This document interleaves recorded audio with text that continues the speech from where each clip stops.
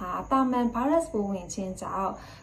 အတန်အိုးရောင်ပြီးတော့ဖြစ်ပွားတတ်တယ်လို့အချို့အခြေအနေတွေမှာကင်ဆာရောဂါလက္ခဏာတွေနဲ့ဆက်စပ်မှုရှိနေနေတာကိုတွေ့ရှိရပါတယ်ရှင်။ကျွန်မကတော့ဒေါက်တာဤပါနာနှာခေါင်းလေကြောင်းထူးထူးဆရာဝန်တစ်ယောက်ပါ။ဒီ channel လေးကိုလုပ်ရတဲ့ရည်ရွယ်ချက်ကတော့လူကြီးမိဘတွေအတွက်နာနှာခေါင်းလေကြောင်းနဲ့သက်ဆိုင်တဲ့ကျန်းမာရေးဗဟုသုတတွေကိုမှန်ကန်စွာသိရှိနားလည်ပြီးတော့ဒီယောဂလက္ခဏာတွေကိုစောစီးစွာသိရှိမယ်ဆိုရင်ယောဂကိုစောစီးစွာကုသနိုင်မယ်။ဒါမှမဟုတ်ရင်ယောဂမဖြစ်အောင်ကြိုတင်ကာကွယ်နိုင်မယ်ဆိုတဲ့ရည်ရွယ်ချက်နဲ့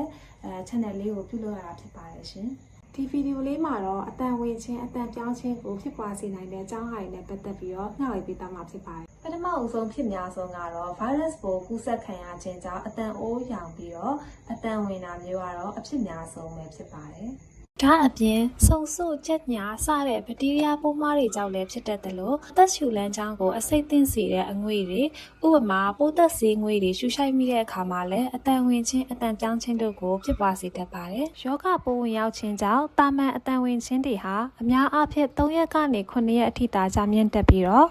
ရက်တစ်ပတ်2ပတ်ထပ်ပို့ပြီးအတန်ဝင်နေမယ်ဆိုရင်နာနှာခေါင်းလေကြောင်းထူးကုဆရာဝန်တွေနဲ့မဖြစ်မနေတိုင်ပင်ဆွေးနွေးရမှာဖြစ်ပါတယ်။နှစ်ပတ်ထပ်ပို့ပြီးရေရှည်တန်ဝင်ခြင်းဟာလေကြောင်းအတွင်းမှာကင်ဆာဒါမှမဟုတ်ကင်ဆာမဟုတ်တဲ့အလုံးကျိတ်တွေဖြစ်ပွားနေတတ်တာကြောင့် laryngoscope ဒါမှမဟုတ်ရင် fluoroscope စတဲ့လေကြောင်းအတွင်းကိုကြည့်တဲ့မှန်ပြောင်းနေနဲ့ကြည့်ပြီးတော့လိုအပ်တဲ့စစ်ဆေးစမ်းသပ်မှုတွေပြုလုပ်ရမှာဖြစ်ပါတယ်။ဒါအပြင်အစာရည်မျိုးနဲ့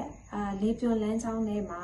foreign body လို့ခေါ်တဲ့ပစ္စည်းတစ်ခုခုရုတ်တရက်ဝင်သွားတဲ့အခါမှာလည်းရုတ်တရက်အတန်ဝင်ခြင်းအတန်ပြောင်းခြင်းကိုဖြစ်ပွားစေတတ်ပါတယ်။ရေရှည်အတန်ပြောင်းခြင်းတွေဟာဆေးလိပ်တောက်တက်တဲ့သူတွေ TB ရောဂါကာလတာရောဂါနဲ့ gastroesophageal reflux disease လို့ခေါ်တဲ့အစာအိမ်အဆစ်ရှန်တဲ့ရောဂါလက္ခဏာတွေခံစားနေရတဲ့သူတွေမှာလည်းဖြစ်ပွားတတ်ပါတယ်။ပန်းနာရင်ကျက်ယောဂကြောင့် steroid ပါတဲ့ဆေးတွေကိုရေရှည်ရှူနေရတဲ့လူနာတွေမှာလည်းအတန်ဝင်တတ်ပါတယ်။ thyroid hormone နည်းတဲ့ယောဂတွေ myasthenia gravis လိုမျိုးကြွက်သားအားနည်းတဲ့ယောဂတွေဖြစ်ပွားနေတဲ့သူတွေနဲ့လေဖြတ်ထားတဲ့လူနာတွေမှာလည်းအတန်ဝင်ခြင်းအတန်ပြောင်းခြင်းဖြစ်ပွားနေနိုင်ပါတယ်။နောက်တစ်ခုကတော့ vocal nodule လို့ခေါ်တဲ့အတန်ကျိုးမှာဖြစ်တဲ့ကင်ဆာမဟုတ်တဲ့လုံးကျိတ်တွေ cyst လို့ခေါ်တဲ့ကင်ဆာမဟုတ်တဲ့အရည်အိတ်လေးတွေကြောင့်လည်းအတန်ဝင်တတ်ပါတယ်။ဒီလိုအတန်ကျိုးမှာအလုံးကျိတ်တွေဖြစ်နေတဲ့အခါလေကြောင်းထဲမှာတစ်ခုခုရှိနေတယ်ဆိုတဲ့ခံစားချက်တွေကိုခံစားရတတ်တယ်။များသောအားဖြင့်အတန်ကျဲကြီးအော်မိတဲ့အခါမှာဥပမာတချင်းအမြင့်တန်တွေကိုအားပါအော်ဆိုပြီးနောက်ပိုင်းမှာလည်းဖြစ်ပွားတတ်ပါတယ်။ဒါအပြင်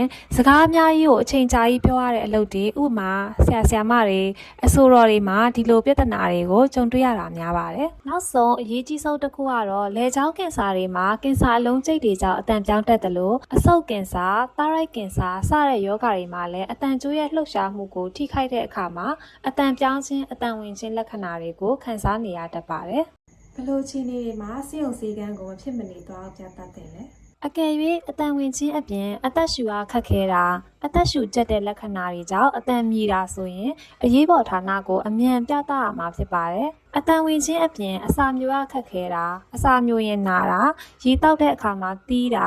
လက်ဘင်းနဲ့ဂျိုင်းတွေမှာအလုံးကျိတ်တွေဆမ်းမိတာအသက်ရှူကျက်တာလေချောင်းထဲမှာတစ်ခုခုရှိနေတယ်ဆိုတဲ့ခံစားချက်မျိုးကြုံတွေ့နေရတယ်ဆိုရင်တော့အကောင်းဆုံးကတော့နှာခေါင်းလေချောင်းခွဲစိတ်အထူးကုဆရာဝန်တွေနဲ့ပြသရမှာဖြစ်ပါတယ်။ဒါအပြင်ရက်တစ်ပတ်2ပတ်ထက်ကျော်ပြီးအတန်ဝင်တဲ့အခါချောင်းဆိုးရင်သွေးပါတာအတန်ဝင်ပြီးဖျားတာနဲ့အတူကိုလေးချိန်ကြတာမျိုးပါကြုံတွေ့ရတဲ့အခါမှာဆိုရင်